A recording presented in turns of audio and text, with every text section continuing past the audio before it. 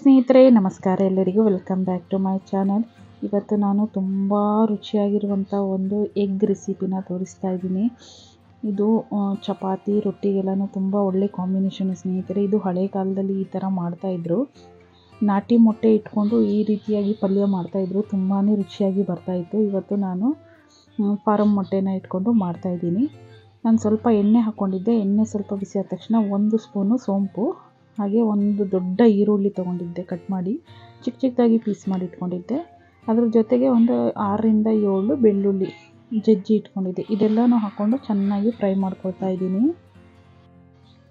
ಈರುಳ್ಳಿ ಬೆಳ್ಳುಳ್ಳಿ ಎರಡೂ ಚೆನ್ನಾಗಿ ಫ್ರೈ ಆದಮೇಲೆ ನಾನಿಲ್ಲಿ 1 ಸ್ಪೂನು ಜಿಂಜರ್ ಗಾರ್ಲಿಕ್ ಪೇಸ್ಟ್ ಹಾಕ್ಕೊಳ್ತಾ ಇದ್ದೀನಿ.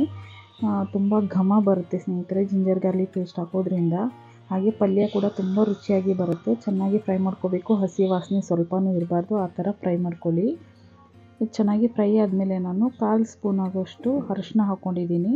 ಹಾಗೆ 1 ಸ್ಪೂನ್ ಆಗೋಷ್ಟು ಗರಂ ಮಸಾಲ ಹಾಕ್ಕೊಂಡಿದ್ದೀನಿ. ಇದಕ್ಕೆ ಗರಂ ಮಸಾಲ ತುಂಬ ಚೆನ್ನಾಗಿದೆ, ಇನ್ನೂ ಚೆನ್ನಾಗಿರುತ್ತೆ. ಗರಂ ಮಸಾಲ ಚೆನ್ನಾಗಿರೋದು ಹಾಕ್ಕೊಳ್ಳಿ. ಹಾಗೆ ಒಂದು ಖಾರಕ್ಕೆ ನಿಮ್ಗೆ ಬೇಕಿದ್ರೆ ಹಸಿಮೆಣ್ಸಿನ್ಕಾಯಿನೂ ಹಾಕೋಬೋದು. ನಾನಿಲ್ಲಿ ಚಿಲ್ಲಿ ಪೌಡ್ರ್ ಹಾಕ್ಕೊಂಡಿದ್ದೀನಿ. 1.5 ಸ್ಪೂನ್ ಆಗೋಷ್ಟು ಚಿಲ್ಲಿ ಪೌಡ್ರ್ ಹಾಕ್ಕೊಂಡಿದ್ದೀನಿ. ಇದೆಲ್ಲನೂ ಮಸಾಲೆ ಈರುಳ್ಳಿ ಜೊತೆ ಫ್ರೈ ಆದಮೇಲೆ ಇದಕ್ಕೆ ನಾನು ಟೊಮೆಟೊನ ಸೇರಿಸ್ಕೊಳ್ತಾ ಇದ್ದೀನಿ. ಇಲ್ಲಾಂದರೆ ಒಂಥರ ಟೊಮೆಟೊ ಗೊಜ್ಜು ಥರ ಆಗಿಬಿಡುತ್ತೆ. ಮುಂಚೆನೇ ಟೊಮೆಟೊ ಹಾಕ್ಕೊಂಡ್ರೆ. ಮಸಾಲೆ ಚೆನ್ನಾಗಿ ಫ್ರೈ ಆದಮೇಲೆ ಟೊಮೆಟೊ ಹಾಕ್ಕೊಳ್ಳಿ. ಪಲ್ಯ ಚೆನ್ನಾಗಿ ಉದುರಾಗಿ ಬರುತ್ತೆ. ಎಲ್ಲರೂ ಎಗ್ ಬುರ್ಜಿ ಅಥವಾ ಮೊಟ್ಟೆ ಪಲ್ಯ ಡಿಫ್ರೆಂಟಾಗಿ ಮಾಡ್ತಾರೆ. ನಾನು ಮಾಡೋದೇ ಇದು ಡಿಫ್ರೆಂಟು. ಏನಕ್ಕಂದರೆ ಇದಕ್ಕೆ ನಾನು ಕೊಬ್ಬರಿ ತುರಿ ಹಾಕೊಳ್ತಾ ಇದ್ದೀನಿ.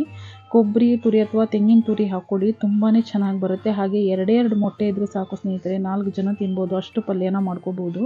ನೋಡಿ, ಇದು ಕೊಬ್ಬರಿ ಹಾಕಿಬಿಟ್ಟು ನಾನು ಈ ಮಸಾಲೆ ಜೊತೆ ಚೆನ್ನಾಗಿ ಫ್ರೈ ಮಾಡ್ಕೊಳ್ತಾ ಇದ್ದೀನಿ. ಲೋ ಫ್ಲೇಮಲ್ಲಿ ಇಟ್ಕೊಂಡು ಒಂದು 5 ನಿಮಿಷ ಚೆನ್ನಾಗಿ ಫ್ರೈ ಮಾಡ್ಕೋಬೇಕು. ಇದೆಲ್ಲನೂ ಚೆನ್ನಾಗಿ ಫ್ರೈ ಆದಮೇಲೆ ನಾನು ಇದಕ್ಕೆ 6 ಮೊಟ್ಟೆನ ಸೇರಿಸ್ಕೊಳ್ತಾ ಇದ್ದೀನಿ. ನಿಮ್ಗೆ ಎಷ್ಟು ಬೇಕೋ ಅಷ್ಟು ಕ್ವಾಂಟಿಟಿಯಲ್ಲಿ ಮಾಡ್ಕೊಳ್ಳಿ. ನಾನಿಲ್ಲಿ 6 ಮೊಟ್ಟೆನ ಹಾಕ್ಕೊಳ್ತಾ ಇದ್ದೀನಿ. ಮೊಟ್ಟೆನ ಒಡೆದ್ಬಿಟ್ಟು ಸಪ್ರೇಟಾಗಿ ಎತ್ತಿಟ್ಕೊಂಡಿದ್ದೆ, ಅದನ್ನು ಇವಾಗ ಒಟ್ಟಿಗೆ ಸೇರಿಸ್ಕೊಳ್ತಾ ಇದ್ದೀನಿ. ಮೊಟ್ಟೆ ಹಾಕಿದ ತಕ್ಷಣ ನಾನು ಇದಕ್ಕೆ ರುಚಿಗೆ ಎಷ್ಟು ಬೇಕೋ ಅಷ್ಟು ಉಪ್ಪನ್ನ ಹಾಕ್ಕೊಳ್ತಾ ಇದ್ದೀನಿ. ಉಪ್ಪನ್ನ ಹಾಕಿ ಚೆನ್ನಾಗಿ ಮಿಕ್ಸ್ ಮಾಡಬೇಕು ಸ್ನೇಹಿತರೆ. ಲೋ ಫ್ಲೇಮಲ್ಲಿ ಇಟ್ಕೊಂಡು ಚೆನ್ನಾಗಿ ಮಿಕ್ಸ್ ಮಾಡಿ. ಮಸಾಲೆ ಜೊತೆ ಮೊಟ್ಟೆ ಎಲ್ಲನೂ ಚೆನ್ನಾಗಿ ಬೆರಿಬೇಕು, ಅಷ್ಟು ಚೆನ್ನಾಗಿ ಮಿಕ್ಸ್ ಮಾಡ್ಕೋಬೇಕು. ಸ್ನೇಹಿತರೆ, ಈ ರೆಸಿಪಿ ಇಷ್ಟ ಆದಲ್ಲಿ ಪ್ಲೀಸ್ ಒಂದು ಲೈಕ್ ಮಾಡಿ. ಹಾಗೆ ಹೊಸದಾಗಿ ನನ್ನ ಚಾನಲ್ನ ನೋಡ್ತಾ ಇರೋರಾದರೆ ಪ್ಲೀಸ್ ನನ್ನ ಚಾನಲ್ನ ಸಬ್ಸ್ಕ್ರೈಬ್ ಮಾಡ್ಕೊಳ್ಳಿ.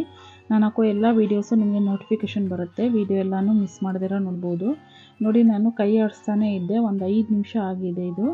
ಇವಾಗ ಇದು ತಳ ಹಿಡಿಯೋ ಥರ ಆಗುತ್ತೆ. ಆವಾಗ ನೀವು ಹೈ ಫ್ಲೇಮಲ್ಲಿ ಇಟ್ಕೊಂಡು ಚೆನ್ನಾಗಿ ಮಿಕ್ಸ್ ಮಾಡಬೇಕು. ಸ್ಪೂನು ಚೆನ್ನಾಗಿದ್ದರೆ ಈ ಥರ ಸ್ವಲ್ಪ ತಳ ಹಿಡಿಯದೇ ಇರೋ ಥರ ಚೆನ್ನಾಗಿ ಮಿಕ್ಸ್ ಮಾಡ್ಕೊಳ್ತಾ ಇರಬೇಕಾಗುತ್ತೆ. ಈ ಥರ ಮಾಡ್ತಾ ಇದ್ರೇ ಪಲ್ಯ ಚೆನ್ನಾಗಿ ಉದುರಾಗಿ ಬರುತ್ತೆ. ಒಂದು 5ರಿಂದ 7 ನಿಮಿಷ ತೊಗೊಳುತ್ತೆ ಈ ಥರ ಆಗೋದಕ್ಕೆ. ನಾನು ಚೆನ್ನಾಗಿ ಮಿಕ್ಸ್ ಮಾಡಿದ್ದೀನಿ. ನೋಡಿ, ಇವಾಗ ಪಲ್ಯ ಒಂದು ಹದಕ್ಕೆ ಬಂದಿದೆ. ದಿಢೀರಾಗಿ ಏನಾದರೂ ಪಲ್ಯ ಮಾಡಬೇಕಂದಾಗ ಈ ಥರ ಮೊಟ್ಟೆ ಪಲ್ಯ ಮಾಡಿಕೊಂಡ್ರೆ ಕ್ವಾಂಟಿಟಿನೂ ಜಾಸ್ತಿ ಇರುತ್ತೆ, ಹಾಗೆ ರುಚಿನೂ ತುಂಬ ಅದ್ಭುತವಾಗಿರುತ್ತೆ. ಇದೆಲ್ಲ ಚೆನ್ನಾಗಿ ಡ್ರೈ ಆಗಬೇಕು, ಅಂದರೆ ಪಲ್ಯ ಉದುರಾಗಿ ಆಗಬೇಕು. ಇದಾದಮೇಲೆ ನಾನು ಇದಕ್ಕೆ 1 ಹಿಡಿಯಷ್ಟು ಕರಿಬೇವು ಹಾಕ್ಕೊಂಡಿದ್ದೀನಿ. ಕರಿಬೇವು ಫ್ರೆಶ್ ಆಗಿರೋದು ಹಾಕ್ಕೊಳ್ಳಿ, ಘಮ ಚೆನ್ನಾಗಿ ಬರುತ್ತೆ. ಕರಿಬೇವಿನ ಘಮ ಹಾಗೇ ಇರುತ್ತೆ, ತುಂಬ ರುಚಿ ಅನಿಸುತ್ತೆ ಕರಿಬೇವು ಹಾಕಿ ಮಿಕ್ಸ್ ಮಾಡೋದ್ರಿಂದ. ಮೊಟ್ಟೆ ಪಲ್ಯನೂ ಕೂಡ ಒಂಥರ ಘಮ ಘಮ ಅನ್ನುತ್ತೆ. ನೋಡಿದ್ರಲ್ಲ ಸ್ನೇಹಿತರೆ, ಎಷ್ಟು ಬೇಗ ಮಾಡ್ಕೋಬೋದು ಈ ಮೊಟ್ಟೆ ಪಲ್ಯನ. ಲಾಸ್ಟಲ್ಲಿ ನಾನು ಸ್ವಲ್ಪ ಕೊತ್ತಂಬರಿ ಸೊಪ್ಪನ್ನ ಹಾಕ್ಕೊಂಡಿದ್ದೀನಿ ಅಷ್ಟೇ. ನಿಮ್ಗೆ ಬೇಕಿದ್ದರೆ ಹಾಕ್ಕೊಳ್ಳಿ, ಇಲ್ಲಾಂದರೆ ಇಲ್ಲ. ಆದರೆ ಕರಿಬೇವು ಮಾತ್ರ ಹಾಕ್ಕೊಳ್ಳಿ ಸ್ನೇಹಿತರೆ, ಘಮ ಚೆನ್ನಾಗಿರುತ್ತೆ. ಮೊಟ್ಟೆ ಪಲ್ಯ ತುಂಬ ಡಿಫ್ರೆಂಟ್ ಅನಿಸುತ್ತೆ, ಆ ಥರ ಇರುತ್ತೆ. ಲಾಸ್ಟಲ್ಲಿ ನಾನು ಸ್ವಲ್ಪ ಕೊತ್ತಂಬರಿ ಸೊಪ್ಪು ಹಾಕ್ಕೊಂಡಿದ್ದೀನಿ. ಅದ್ಭುತವಾಗಿರುವಂಥ ಮೊಟ್ಟೆ ಪಲ್ಯ ರೆಡಿಯಾಗಿದೆ. ಒಂದ್ಸಲ ಟ್ರೈ ಮಾಡಿ. ಹಾಗೆ ಈ ವಿಡಿಯೋ ಇಷ್ಟ ಆದಲ್ಲಿ ಒಂದು ಲೈಕ್ ಮಾಡೋದನ್ನು ಮರಿಬೇಡಿ.